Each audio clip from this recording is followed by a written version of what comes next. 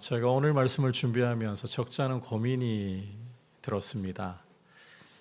왜냐하면 이 요한일서라는 편지가 영지주의자들을 염두에 두고 쓴 편지라는 점을 우리가 기억하고 본다면 이 말씀이 계속 반복된다고 해도 과언이 아니기 때문입니다. 이미 여러분께서 수차례나 들었던 말씀을 오늘 말씀이 또 반복을 하고 있어요. 그래서 아는 내용을 굳이 또 전해야 될까?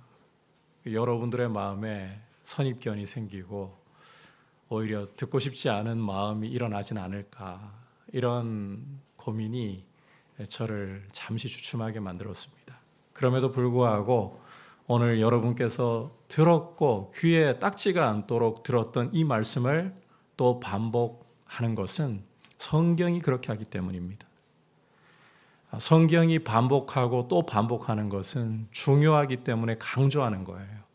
그렇다면 우리 목회자는 성경을 따라서 이미 여러분이 알고 있고 들어서 마음에 잘 새겨져 있다 해도 또다시 따라가는 것이 마땅합니다.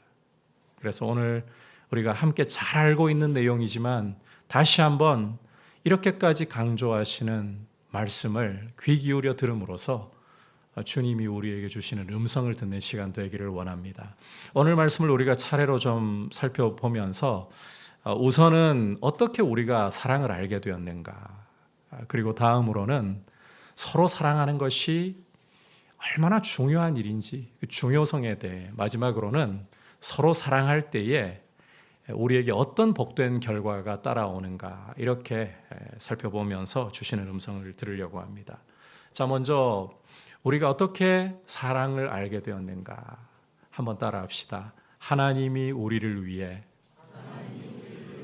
독생자를 주심으로. 여러분, 우리가 어떻게 사랑을 알게 되었느냐? 그것은 바로 하나님이 우리를 위해서 독생자를 주심으로 알게 된 것이다 라는 점입니다. 먼저 오늘 말씀 7절과 8절을 보시면 요한이 우리가 서로 사랑하자고 교회에게 독려하고 있는 말씀을 읽을 수가 있습니다. 이미 많이 말씀했음에도 불구하고 또다시 서로 사랑하자 이렇게 독려하는 이유는 서로 사랑하는 것이 그만큼 중요하고 또 중요하다는 거예요. 이 사실을 강조하려고 하는 것입니다. 자, 왜 이렇게까지 서로 사랑하는 게 중요하냐? 바로 사랑은 하나님께 속한 것이기 때문에, 그리고 하나님이 사랑이시기 때문이라는 것입니다. 따라서 사랑하는 사람은 하나님께로부터 나서 하나님을 알고 있는 것이고, 사랑하지 않는다, 그것은 하나님을 알지 못하는 것이라고 요한은 분명하게 선언을 하고 있습니다.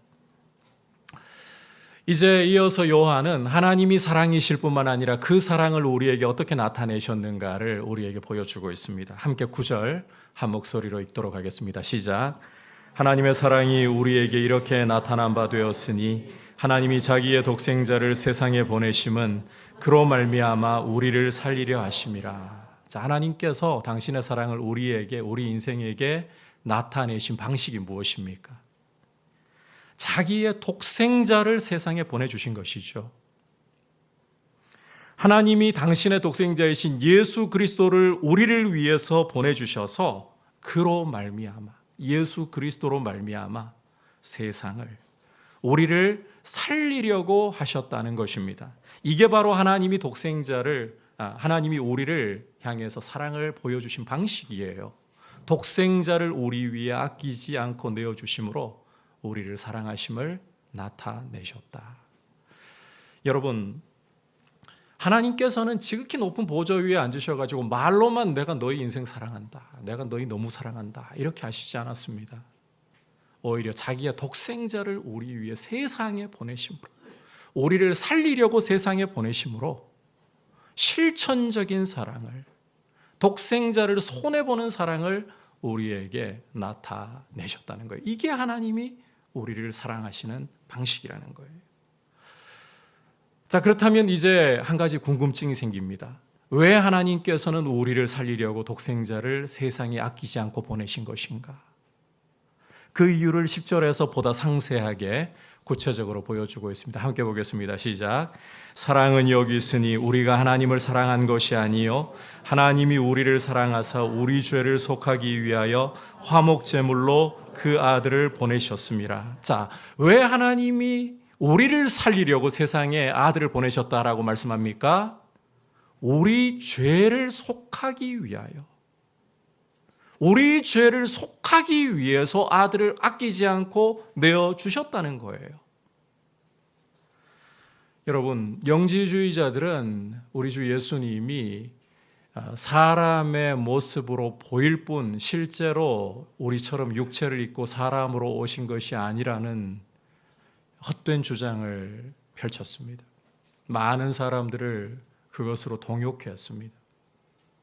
하지만 우리 주님은 우리와 동일하게 육신을 입고 이 땅에 오셨고 우리 죄를 속하시려고 우리의 죄를 그 몸으로 다 뒤집어 쓰시고 짊어지시고 십자가에 달려서 우리 죄에 대한 처벌을, 저주와 심판을 친히 당하셨습니다. 그리고 그 피를 흘려서 우리의 죄값을 다 치러주셨어요.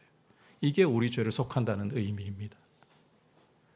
하나님의 아들께서 우리와 똑같은 육신을 입고 이 땅에 오셔서 우리의 자리에 오셔서 우리의 모든 죄짐을 그 몸으로 짊어지시고 십자가에 달려 우리의 죄에 대한 저주와 형벌을 그 몸으로 당하시고 그 피를 흘려 우리 죄값을 치러주셨다. 이게 우리 죄를 속한다는 의미예요. 이렇게 우리 죄를 속하시려고 하나님은 아들을 보내신 거예요. 뿐만 아니라 이 10절 말씀을 읽어보시면 화목제물로서 아들을 보내셨다라고 말씀을 하고 있죠. 여러분께서 10절에서 계속 발견하듯이 사랑은 여기 있으니라고 하면서 우리가 하나님을 사랑한 것이 아니요라고 설명을 하고 있잖아요. 이 우리가 하나님을 사랑하지 않았다는 말은 과거 죄 가운데 있을 때에 우리는 하나님과 원수 관계에 있었다는 말입니다. 좀 더 구체적으로 설명을 하자면 에베소서 2장에서 사도 바울이 말씀하고 있는 것처럼 우리는 죄와 허물 가운데에서 이 세상의 풍속을 따르고 공중권세 잡은 저 원수 마귀를 따르고 우리 육체의 욕심을 따르면서 하나님을 적극적으로 반역했다는 이야기입니다. 본질상 진노의 자식으로 나면서부터 아담의 피를 물려받아서 하나님을 원수로 여기고 있는 모습으로 우리는 이 땅에 존재하고 있다는 거예요. 이런 우리를 사랑하셔서 이런 원수되고 본질상 진노의 자식된 우리를 위해서 하나님이 그 아들의 피를 화목제물로, 이 화목제물이라는 것은 원수되었던 두 사람의 관계를 이 화목시켜 주는 것, 원수됨을 무너뜨리고 관계를 회복시켜 주는 것을 말하잖아요. 하나님과 우리 사이의 원수됨을 예수 그리스도의 피로 허무시고 우리를 하나님의 자녀로서 하나님이 우리의 아버지가 되심으로 이렇게 우리를 사랑하셨다. 이게 하나님이 우리를 사랑하신 방식이에요. 여러분, 이렇게 하나님은 내가 너희를 사랑한다. 너희 너무너무 사랑한다. 그런데 말로만 보좌 위에 사신 게 아닙니다. 자기 아들을 내어주심으로써. 그것도 우리 죄를 속하려고 우리의 원수됨을 허무시고 하나님의 자녀로 삼으시려고 아들을 아끼지 않고 내어주시는 방식으로 우리를 향해 사랑을 표현하셨습니다.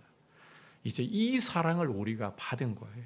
그렇다면 이 사랑을 받은 우리의 도리가 무엇이어야 하는가? 11절에서 이렇게 요한이 말씀하고 있죠. 함께 해보겠습니다. 시작.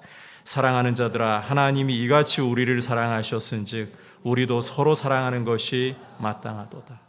여러분, 하나님이 이같이 우리를 사랑하셨은즉 독생자를 내어주셔서 우리 죄를 속하시고 우리를 화목해 하신 이 사랑을 보여주셨으니, 이 사랑을 우리가 받았으니, 이 사랑을 우리가 알았으니 우리의 도리는 서로 사랑하는 것이 마땅하다. 여러분, 이렇게 사랑이라는 것은 하나님이 우리를 위해서 나타내신 독생자를 주신 그 사랑을 받아야만 알 수가 있는 거예요. 형제를 위해서 우리가 우리 몸을 불사르게 내어준다고 해서 그것이 반드시 다 사랑이라고 할 수만은 없습니다. 고린도전서 13장을 읽어보시면 사랑에 대해서 사도 바울이 말씀하면서 우리 몸을 불사르게 내어준다 할지라도 사랑이 없으면 그게 뭐라고 말씀하고 있습니까? 아무것도 아니라고 말씀하잖아요. 사랑 없이도 우리는 우리 몸을 불사르게까지 내어줄 수도 있습니다. 그래서 때로 여러분께서 하나님 사랑을 몰라도 이웃을 위해 가지고 자기 몸을 던지는 그런 분들을 보면서 의인이라고 부르기도 하고 또 참 세상이 높게 평가하는 것들을 보잖아요. 그러나 우리가 이 하나님의 관점에서 본다면 독생자를 보내신 하나님 사랑을 모르면 그것은 참 사랑이라고 할 수가 없어요. 여러분, 참된 사랑은 하나님이 우리를 사랑하신 이 사랑을 맛보아 알아야만 알 수 있는 것입니다. 우리가 예수 그리스도를 믿는다는 것은 이 사랑을 받았고 이 사랑을 경험했다는 거예요. 그렇다면 이제 예수를 믿는 성도로서 우리는 이 사랑을 알았기 때문에 서로 사랑하는 것이, 형제를 사랑하는 것이 마땅하다. 형제를 사랑하지 않는다면, 우리가 서로 사랑하지 않는다면 이 사랑을 아는 것이라고 할 수 없다라는 점을 여러분 꼭 기억하셔야 돼요. 서로 사랑하는 것이 사랑받은 사람의 마땅한 도리입니다. 따라서 이제 건너가서 19절부터 21절까지 말씀을 보시면 요한은 이렇게 재차 강조를 하고 있습니다. 같이 읽어보겠습니다. 시작. 우리가 사랑함은 그가 먼저 우리를 사랑하셨습니다. 누구든지 하나님을 사랑하노라 하고 그 형제를 미워하면 이는 거짓말하는 자니 보는 바 그 형제를 사랑하지 아니하는 자는 보지 못하는 바 하나님을 사랑할 수 없느니라. 우리가 이 계명을 주께 받았으니 하나님을 사랑하는 자는 또한 그 형제를 사랑할지니라. 자, 우리가 사랑하는 이유가 그가 우리를 먼저 사랑하셨기 때문에, 하나님이 우리를 먼저 사랑하셨기 때문에. 자, 그러면 우리의 도리가 먼저 누구를 사랑해야 되는 겁니까? 아들까지 내어주시면서 우리를 사랑하신 하나님 사랑하는 거 맞죠? 그게 우리의 도리 아니겠습니까? 그런데 하나님께서는 요한을 통해서 뭐라고 말씀하는가 하면 눈에 보이지 않는 그 하나님을 사랑하는 것이 마땅한 도리인데 그 도리를 보이도록 실천하는 게 뭐냐? 바로 형제를 사랑하는 거다. 눈에 보이는 형제를 사랑하는 것이다. 여러분, 눈에 보이는 형제들, 다시 말해 주님의 피로 사신 교회는 주님의 몸이고 주님이 아들을 아끼지 않고 내어주셔서 죄에서 건져내신 사랑하시는 공동체입니다. 이런 공동체를 사랑하지 않고 이런 공동체를 이루는 형제들을 서로 사랑하지 않고 보이지 않는 하나님을 사랑한다. 거짓말이라고 분명히 말씀을 하고 있어요. 여러분, 나는 하나님을 사랑합니다. 나는 예수님을 사랑합니다. 아무리 외치고 외친다 한들 보이지 않는 그 하나님을 어떻게 사랑한다라고 증명할 것이냐. 형제 사랑으로, 보이는 형제 사랑으로 실천을 해야 된다는 거예요. 여기에서 여러분 다른 타협점을 찾으시면 안 돼요.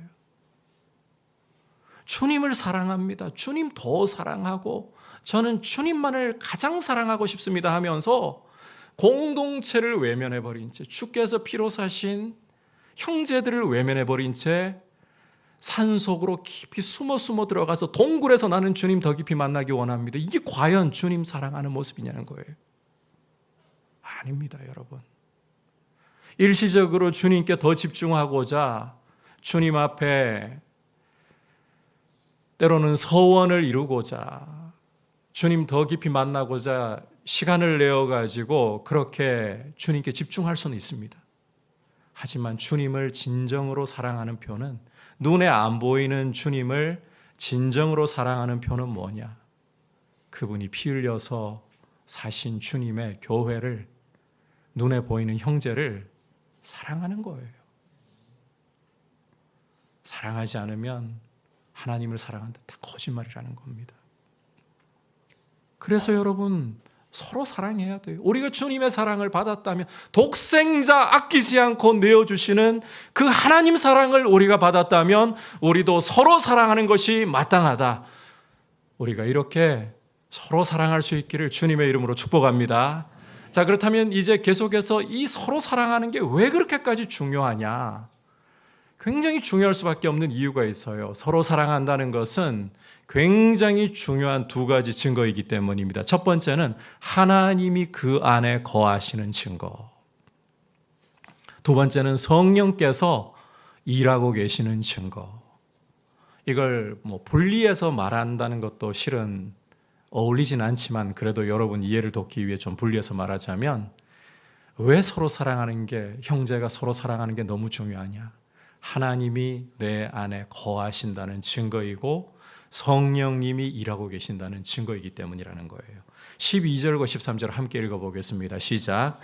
어느 때나 하나님을 본 사람이 없으되 만일 우리가 서로 사랑하면 하나님이 우리 안에 거하시고 그의 사랑이 우리 안에 온전히 이루어지느니라. 그의 성령을 우리에게 주심으로 우리가 그 안에 거하고 그가 우리 안에 거하시는 줄을 아느니라. 자, 함께 읽은 말씀에서 요한이 왜 서로 사랑하는 게 그토록 중요한가, 이 부분을 강조하며 역설하고 있는 것입니다. 자, 어느 때이든지 간에 하나님을 눈으로 직접 본 사람은 없지만 요한이 이렇게 말씀하고 있죠. 하나님을 눈으로 본 사람이 어느 때이든지 없지만 서로 사랑하는 것은 하나님이 우리 안에 계시는 증거, 하나님의 사랑이 우리 안에 온전하게 되는 증거다, 이렇게 말씀을 하고 있어요. 쉽게 이야기를 하자면 안 보이는 하나님을 눈에 보이게 드러내는 것이 서로 사랑하는 모습이라는 것입니다. 어느 때이건 간에 사람이 눈으로 하나님을 볼 수가 없습니다. 그런데 그 안 보이시는 하나님을 눈으로 보이게 만드는 것이 무엇이냐? 교회가 서로 사랑하는 모습이에요. 뿐만 아니라 서로 사랑하는 것은 성령님이 개입해서 역사하시는 표라는 것입니다. 그럴 수밖에 없는 게, 여러분, 하나님 사랑을 우리가 알고 하나님 안에 거한다. 그리고 하나님이 우리 안에 거하신다. 이게 어떻게 해야 가능한 일입니까? 예수님을 믿어야 가능한 일 아닙니까? 여러분, 예수님을 믿어야 하나님 사랑을 알 수 있고 하나님이 우리 안에, 그리고 우리가 하나님 안에 거하시는 사실을 알 수가 있는 거예요. 믿지 않고는 불가능한 일이에요. 자, 그렇다면 이제 예수님을 믿는다는 것은 어떻게 가능합니까? 우리 힘으로 가능한 일입니까? 언뜻 생각하기에 내가 예수님을 믿는 거니까 내가 하는 일 아닙니까? 맞아요. 여러분들이 예수님을 믿는 건 맞아요. 그런데 엄밀하게 이야기하면 우리 힘으로는 예수님 못 믿습니다. 앞서 사도 바울이 에베소서 2장에서 말씀한 부분을 잠깐 언급했지만 우리는 과거 허물과 죄 가운데 하나님에 대해 죽어 있었어요. 세상에 대해서, 마귀에 대해서, 우리 욕심에 대해서는 살아 있었지만 하나님에 대해서는 죽어 있었단 말이에요. 하나님을 적극적으로 반역하던 사람들이란 말이에요. 이런 우리가 어떻게 하나님을 스스로 찾습니까? 못 찾습니다. 이렇게 허물과 죄로 죽어있던 우리를 위해 우리도 모르는 사이에 성령님이 오셔서 죽어있던 영혼을 살리시니까 그 은혜로 인해서 복음을 들을 때에 믿음이 발생할 수 있는 거예요. 우리가 믿을 수 있는 거예요. 따라서 성령의 역사가 아니고서는 누구도 예수를 주시라고 고백할 수 있는 힘이 없는 것입니다. 내가 예수님을 주라고 고백하고 그분이 나를 위해 십자가에서 그 보배 피를 흘려 나를 죄에서 속하시고 나를 하나님 자녀 삼으셨다, 이걸 고백할 수 있다. 이것은 성령님이 내 안에 계시고 성령님이 일하시는 증거라는 거예요. 여러분, 기억하실 것은 성령님은 예수 그리스도의 영이시고 그가 오셔서 하시는 일은 우리에게 예수님의 말씀을 생각나게 하시고 예수님께 모든 영광을 돌리도록 하시는 겁니다. 때로 여러분께서요, 은사가 나타나고 능력이 나타나는데 예수의 이름은 온데간데 없다, 그러면 의심하셔야 되는 거예요. 이것이 정말 성령의 역사인가? 마귀도 방언하게 할 수 있어요. 마귀도 병 떠나가게 할 수 있어요. 능력이 나타나도, 은사가 나타나도 거기에 예수의 이름이 없다면, 예수님이 존귀 여김을 받지 않으신다면 여러분, 그것은 악한 영의 역사일 수가 있습니다. 거짓 영의 미혹일 수가 있다는 말이에요. 성령님이 역사하시는 곳에는 예수를 주시라고 고백하고 예수님의 이름에 모든 영광을 돌리는 역사가 나타나야 되는 거예요. 그래서 이제 14절부터 16절까지를 보시면 요한은 계속해서 이렇게 설명을 하고 있습니다. 같이 한 목소리로 읽어보겠습니다. 시작. 아버지가 아들을 세상의 구주로 보내신 것을 우리가 보았고 또 증언하노니 누구든지 예수를 하나님의 아들이라 시인하면 하나님이 그의 안에 거하시고 그도 하나님 안에 거하느니라. 하나님이 우리를 사랑하시는 사랑을 우리가 알고 믿었노니 하나님은 사랑이시라. 사랑 안에 거하는 자는 하나님 안에 거하고 하나님도 그의 안에 거하시느니라. 우리가 방금 읽은 이 14절부터 16절까지에서 여러분께서 성령이라는 단어는 전혀 찾아보실 수 없을 겁니다. 그럼에도 불구하고 이 내용 전체는 성령님의 역사를 보여주고 있는 거예요.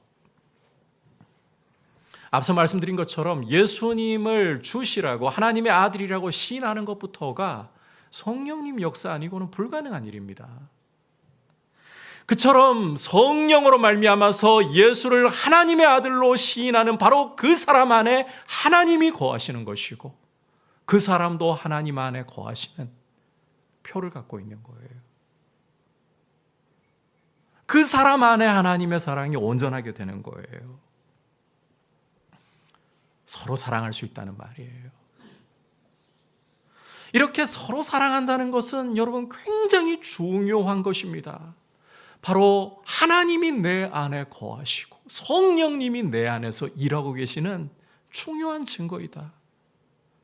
이 교회가 서로 사랑하는 게 그래서 굉장히 중요합니다. 하나님 함께하고 계시는구나. 성령님이 일하고 계시는구나. 이걸 세상에게 보여줄 수 있는 표라는 거예요.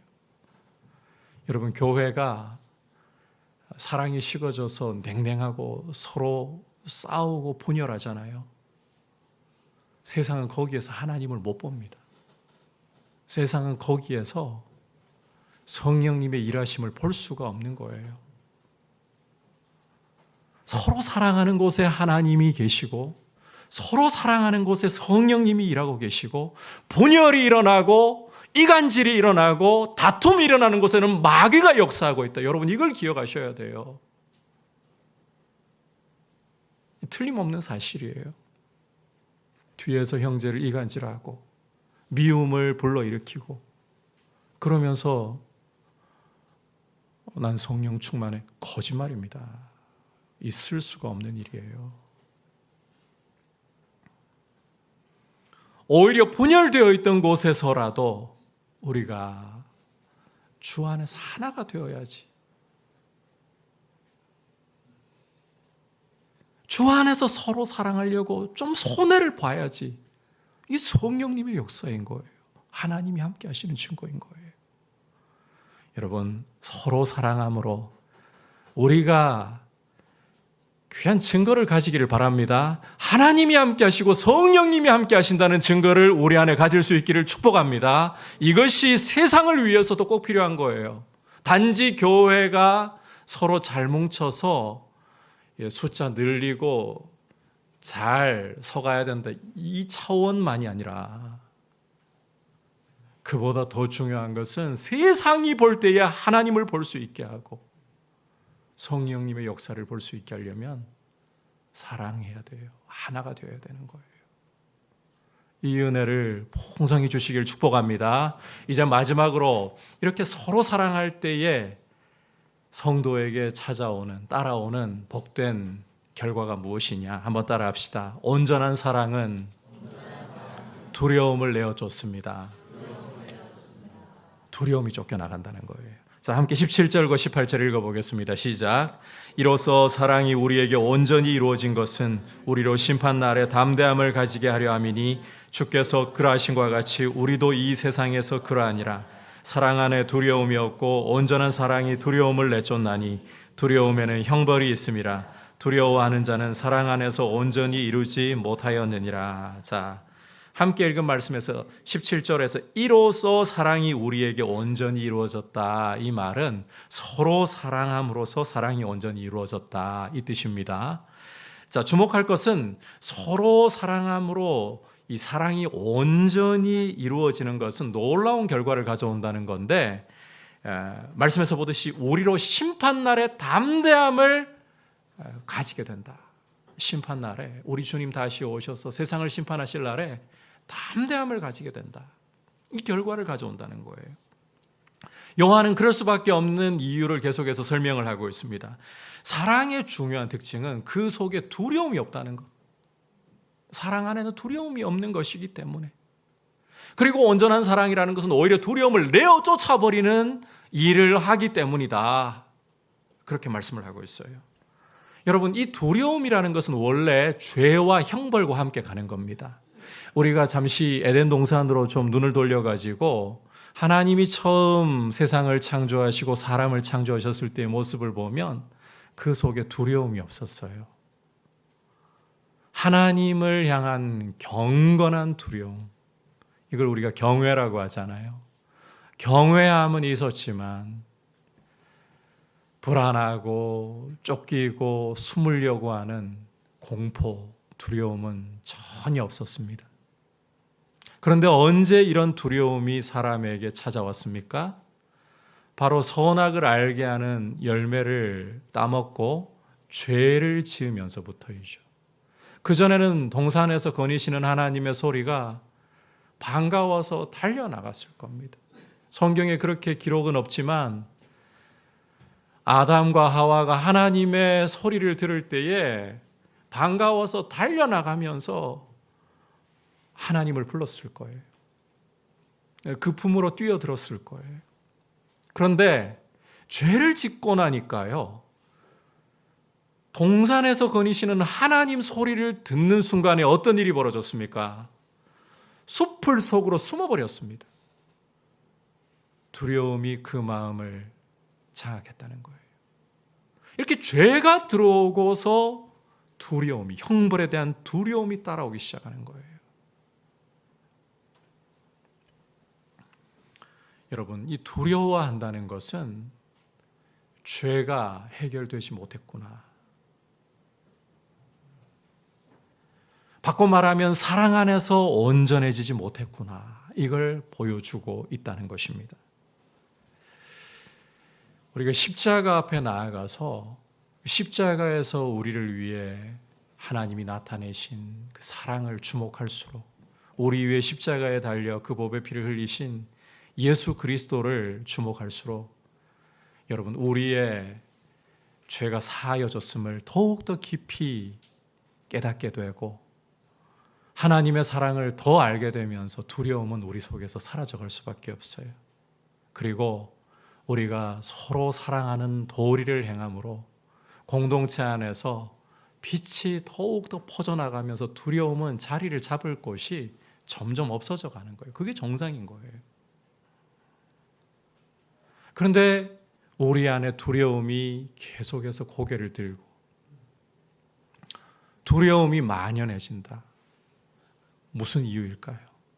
그만큼 십자가를 우리가 바라보지 못하고 있다는 것이고 서로 사랑하기를 힘쓰기보다 사랑을 받으려고만 한다는 겁니다.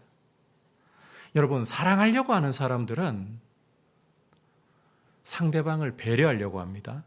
내가 나서서 적극적으로 사랑을 하려고 하면 상대방을 배려하려고 합니다. 그런데 내가 사랑받기만을 원하는 사람은 눈치를 보기 시작해요. 이게 여러분, 배려와 눈치라는 게 일정 비슷한 것 같지만 큰 차이를 보이는 게요, 사랑을 하려고 하면 상대방을 배려합니다. 그런데 사랑을 받으려고만 하잖아요. 눈치를 보기 시작해요. 저 사람이 나를 어떻게 생각할까? 내 외모 때문에 저 사람이 나를 사랑하지 않으면 어떻게 하지? 내 성격 때문에 나를 사랑하지 않으면 어떻게 하지? 내가 가지고 있는 재산의 유물을 보고서 나를 판단하면 어떻게 하지? 눈치를 자꾸 보게 돼요. 사랑하려고 하면 형제를 배려합니다. 때로는 내가 충분히 할 수 있는 말도 내 말이 저 형제가 감당을 할 수 있을까? 그러면 침묵하는 거예요. 눈치를 보면요, 말이 들어갑니다. 이건 내가 제어하고 침묵하는 게 아니라 말이 쑥 들어가 버립니다.